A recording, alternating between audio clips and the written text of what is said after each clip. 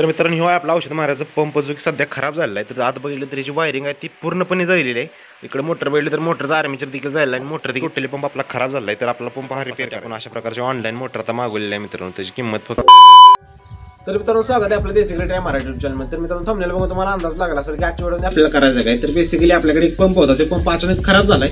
तो पंप आज आपल्याला रिपेअर करायचा आहे, दुरुस्त करायचा आहे, तो पण घरच्या घरी. मोटर असते कुठलाही पार्ट असते आपलं प्रत्येकाच्या ठिकाणी आपल्याला प्रत्येकाला फिटिंग करून घ्यायचं आहे काय अशा प्रकारे. तर आपल्या पंपामध्ये आता आपले जे परफेक्ट जे पार्ट आहेत ना मित्रांनो ते फिटिंग करून घेतले. तर मोटर जागी मोटर आहे, बॅटरीची जागी बॅटरी आहे, बाकीचे पार्ट्स इकडे कनेक्टेड आहेत आणि आपलं व्होल्टमीटर इथं आहे. तर बघितलं तर मोटरचे 2 वायर्स इकडे निघाले आहेत, त्या अशा आहेत. इकडं आपला व्होल्टेज इंडिकेटर आहे त्याचे पण वायर आहेत. इकडे बघितलं तर चार्जिंगच्या 2 वायर आहेत. इकडे बघितलं तर आपला जो रेग्युलेटर असतो मित्रांनो त्याचे 3 वायर आहेत. त्यामध्ये लालगी, काळी आणि हिरव्या प्रकारचे आहेत, तिथं निळी पण असू शकते. आणि तर कनेक्शन करताना आपल्याला करायचं काय पहिल्यांदा हे जे मोटर आहे मोटरची पहिल्यांदा आपल्याला लाल वायर घ्यायची. त्याचबरोबर आपल्या बॅटरीची लाल वायर घ्यायची. त्याचबरोबर आपल्या जे चार्जिंग होणार आहे मित्रांनो चार्जिंगचं सॉकेट आहे इकडं, तर त्याचे पण लाल वायर घ्यायचे.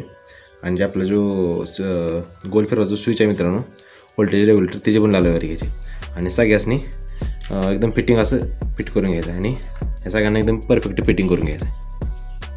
तर मित्रांनो आता आपल्याला काय करायचं आहे, आता मोटरची दुसरी असणारी काळी वायर आहे किंवा जर हिरवी असेल किंवा निळी असेल, जी आपली निगेटिव्ह वायर असते मित्रांनो मोटरची ती घ्यायची आपल्याला, ती घ्यायची.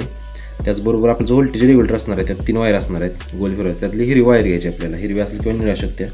त्या 2 वायर घ्यायच्या आहेत.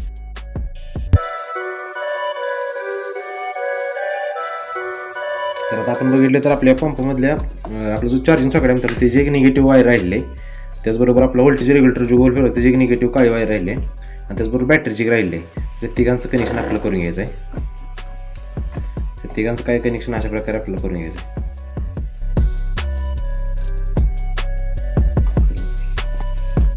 आणि आपल्याकडे राहिला आता एक स्विच. त्या स्विचच्या कुठल्या ह्या 2 वायर आहेत मित्रांनो. तर ॲक्च्युअलीमध्ये इथं काळ्या पण दोन्ही घेऊ शकता, लालक्या पण दोन्ही घेऊ शकता, अदर कुठल्या पण घेऊ शकता, कारण की याला निगेटिव्ह पॉझिटिव्ह असं कोणते 2 वायर नसतात मित्रांनो. तर आता ह्या जे 2 वायर आहेत मित्रांनो आपल्याला एक आहे ती काळ्या ह्यासाठी जोडायची जी काळा स्विच झाला आहे ह्याच्यामध्ये जोडायचे. आणि दुसरे म्हणजे आपली जी मोटर जी आलेली निगेटिव्ह आहे ती हिरवी आहे, तर ह्यामध्ये आपल्याला जोडायचं आहे का अशा प्रकारे. तर मित्रांनो का अशा प्रकारे आपलं कनेक्शन कंप्लीट झालेलं आहे. सगळ्यांच्या लाल पॉझिटिव्ह वायरचा एक सेट इथे तयार झाला आहे. त्याचबरोबर सगळ्यांच्या निगेटिव्ह पॉईंटचा एक सेट इथे तयार झाला आहे. आणि जे आपली मधली व्होल्टेज रेग्युलेटरची जी कॉमन हिरवी वायर होती त्या हिरवी वायरचा, आणि जी मोटरची आपली जी निगेटिव्ह वायर आहे त्याचा, आणि आपला जो इंडिकेटर आहे आपल्या मित्रांनो त्याचा हिरवा सेट, अशा तिघांचा एक सेट तयार झाला आहे. आणि ह्या दोन्ही ब्लॅक आणि ह्या हिरव्या सेटच्या मध्ये आपल्याला स्विच जोडायचं आहे. आपल्याला स्विचची वायर ह्या 2 जोडायचे आहे. आणि का अशा प्रकारे आपलं स्विच हे चालू देखील झालं आहे.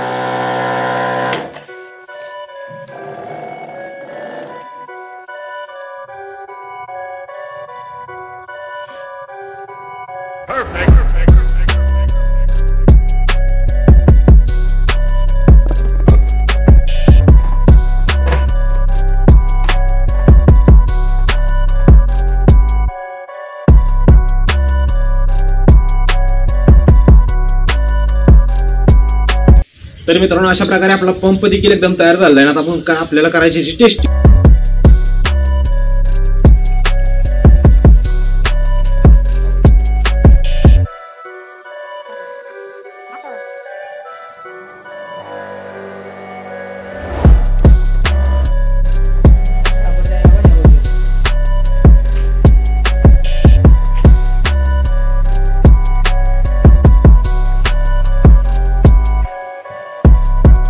तर मित्रांनो तुम्ही बघू शकता पंप एकदम परफेक्टली चालत आहे, पंप एकदम परफेक्टली असं वर्क करत आहे मित्रांनो. तर अशा प्रकारे आपण मित्रांनो घरच्या घरी कमी खर्चात आणि स्वस्तामध्ये मित्रांनो पंप रिपेअर केला आहे.